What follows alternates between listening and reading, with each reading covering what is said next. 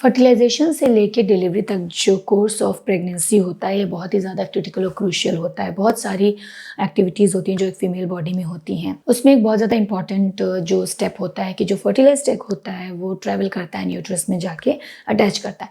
Now during ectopic pregnancy जो attachment है वो यूट्रस के बजाय किसी और जगह पे हो जाता है, जो कि फैलोपियन ट्यूब हो सकता है, एब्डोमिनल कैविटी हो सकती है, सर्विक्स हो सकता है। तो यहाँ पे ये अटैचमेंट होता है जिसकी वजह से जिसको कि हम एक्टोपिक प्रेगनेंसी कहते हैं।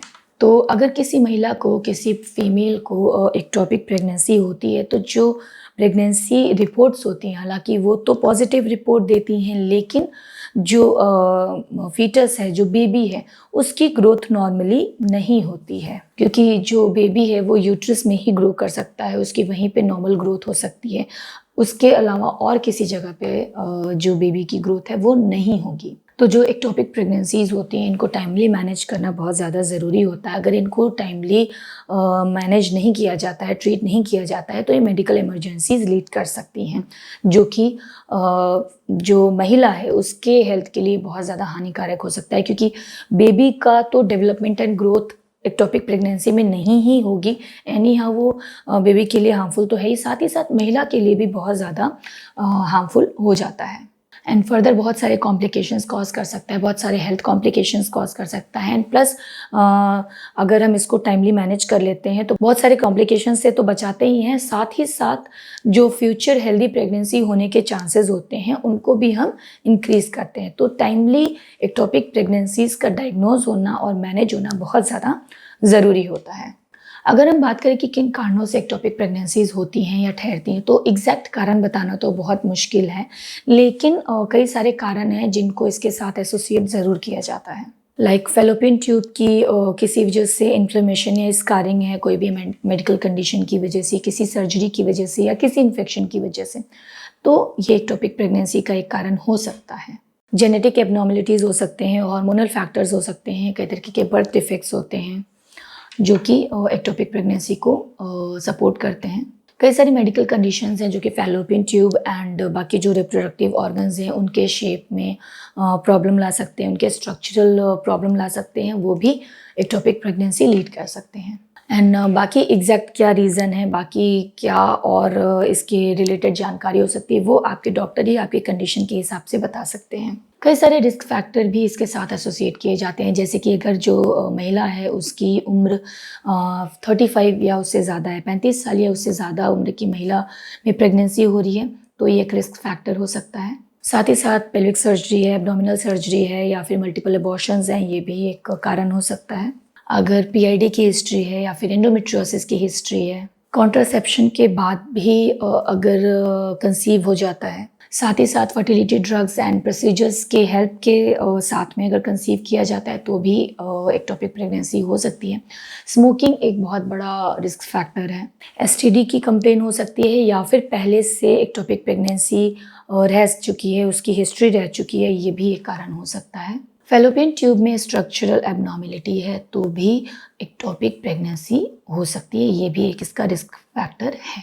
तो अगर जो मैंने रिस्क फैक्टर्स बताएं, अगर आपको नोन इसमें से कोई भी रिस्क फैक्टर है, आप पहले से किसी ऐसे रिस्क फैक्टर को जानते हैं जो आपके साथ एसोसिएटेड है, तो डेफिनेटली आपको अपने डॉक्टर से, आपको अपने गायनेसिस के बारे में कंसल्ट करना चाहिए, बात करना चाहिए, ताकि अगर ऐसा कुछ सस्पेक्ट करते हैं तो उसको टाइमली मैनेज करना आसान हो जाए। अगर हम इसके लक्षणों की बात करें कि आखिर एक्टोपिक प्रेगनेंसी को अगर हम नॉर्मली समझें कि कैसे लक्षण हैं इसके साथ में जो कि एक्टोपिक प्रेगनेंसी को सपोर्ट करते हैं या उसके साथ एसोसिएटेड होते हैं, तो हालांकि जो नोजिया एंड ब्रेस्ट सोरनेस है वो यूटेरिन जो प्रेगनेंसीज हैं या फिर एक्टोपिक प्रेगनेंसीज हैं, दोनों में कॉमन होते हैं।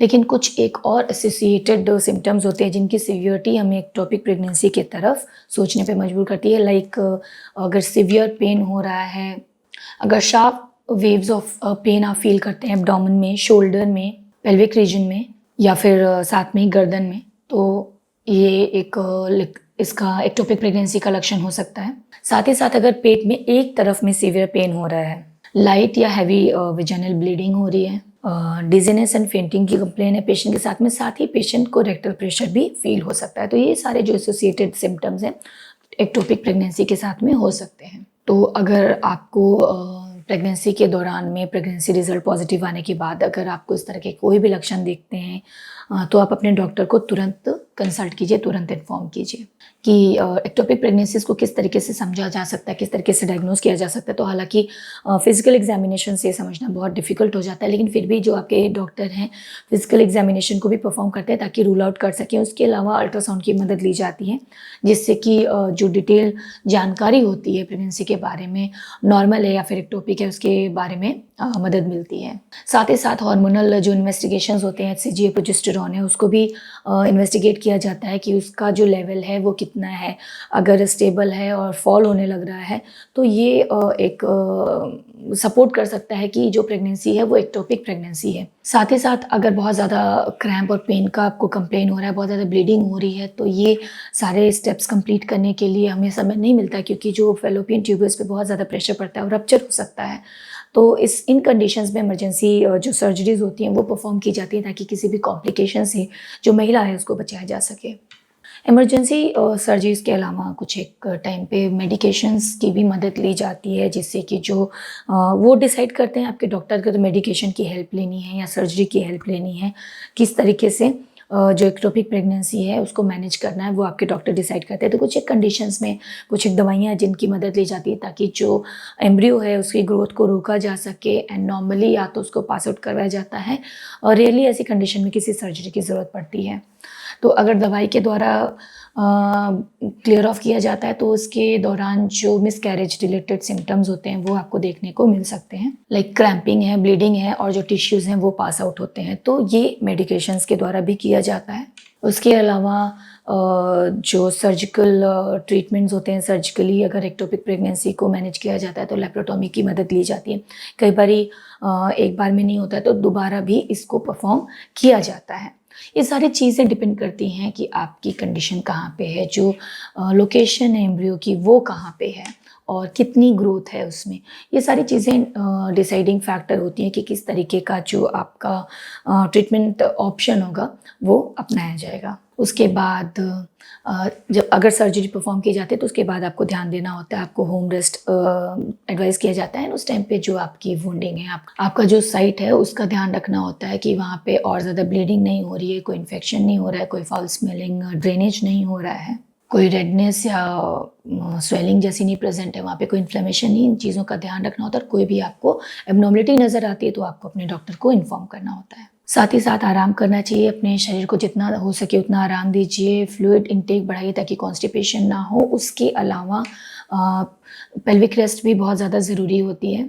बैलेंस डाइट का इस्तेमाल कीजिए, स्ट्रेस फ्री रहिए एंड दर्द है, क्रैम्पिंग है, इसकी इंटेंसिटी ज़्यादा है, ब्लीडिंग ज़्यादा है या फिर और भी कोई एसोसिएटेड आपको एबनॉर्मलिटी लग रही है तो अपने डॉक्टर को इन्फॉर्म कीजिए। अगर हम बात करें प्रिवेंशन की तो जो एक्टोपिक प्रेगनेंसी की कंडीशन है इसको हम बहुत ज़्यादा इसके तरीके नहीं जिससे कि हम इसको प्रिवेंट कर सकें, लेकिन जो भी मैंने इसके रिस्क फैक्टर्स बताए थे, जो भी मैंने इसके कारण बताए थे, अगर आपको ऑलरेडी कोई भी ऐसा नोन रिस्क फैक्टर या कारण है तो अपने डॉक्टर के साथ उस बारे में ज़रूर बात कीजिए ताकि अगर फ्यूचर कोई प्रॉब्लम होने का खतरा है तो उसको बचाया जा सके। साथ ही साथ जो इससे जुड़े मैंने लक्षण बताए थे उस पर भी ध्यान रखिए कि अगर प्रेगनेंसी पॉजिटिव आने पर ऐसे कोई लक्षण दिखते हैं तो अपने डॉक्टर को टाइमली इन्फॉर्म ज़रूर करें ताकि ऐसी कोई भी कंडीशन होने पे तुरंत मैनेज किया जा सके, क्योंकि एक्टोपिक प्रेगनेंसी अगर हम टाइमली मैनेज नहीं करते हैं तो मेडिकल इमरजेंसी कॉज कर सकता है जो कि बहुत ज़्यादा हार्मफुल हो सकता है। तो ये तो थी बेसिक जानकारी एक्टोपिक प्रेगनेंसीज़ के बारे में। इससे रिलेटेड और भी कुछ जानना चाहते हैं या फिर किसी तरीके का